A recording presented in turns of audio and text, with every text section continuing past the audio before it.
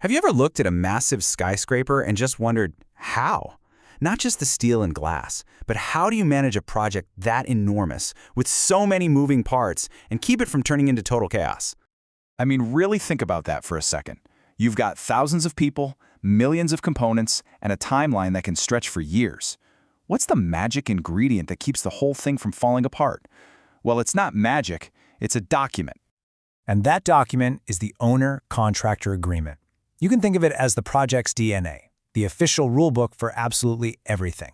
It's the one thing that the owner, the contractor, and the architect all have to follow. Honestly, without it, you don't have a construction site, you just have a very, very expensive mess. Okay, so while there are a bunch of different ways to set these agreements up, they pretty much all boil down to two main categories. You could even call them two flavors, and figuring out which one to use is maybe the most important decision you can make. So here's the big choice. On one hand, you've got a fixed price contract.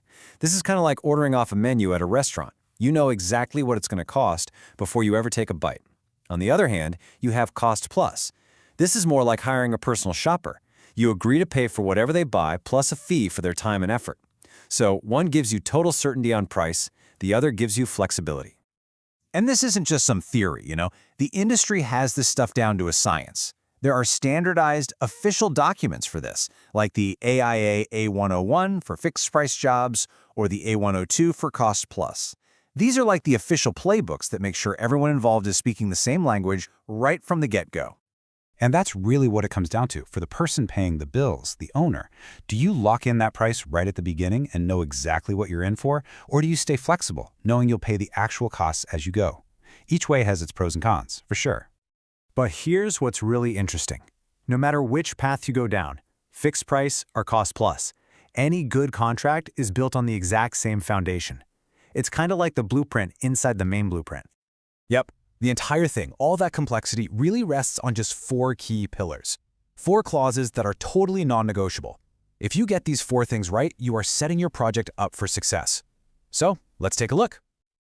Okay, here they are. First, you've got the contract documents. This is the what. It's the master list of every single drawing and spec. Then, contract time. That's the when, the official start, and crucially, the finish date.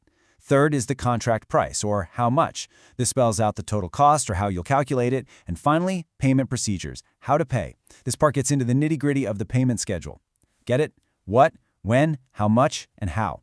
That's the core DNA of any solid agreement. Now that first one, the contract documents, sounds pretty simple, right? But the source material really drives home a critical point here. The person in charge has to make absolutely sure that everyone is referencing the exact same set of plans. You'd be amazed how often a project goes off the rails because two teams are looking at different versions of a drawing. It's a classic mistake. And the detail here is just, well, it's everything. The contract price isn't just a single number. It breaks down things like unit prices for materials, allowances for items not yet chosen, and any alternate plans. Same goes for the payment procedures. That section has to cover things like retainage, which is basically where the owner holds back a percentage of the payment to make sure the contractor finishes the job properly. The devil is truly in the details. All right, so let's zoom out. Why do you need to know all this? Because it all comes down to one thing: building with confidence. Whether you're in charge of a billion-dollar bridge or just renovating your bathroom, these principles are universal. So, if you're going to take anything away from this, let it be these three things. 1.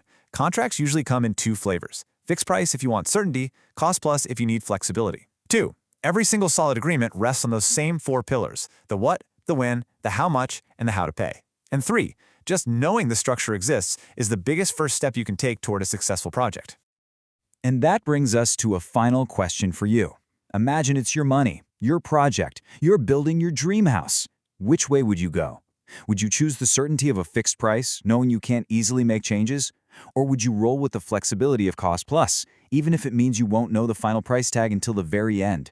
It's a tough call.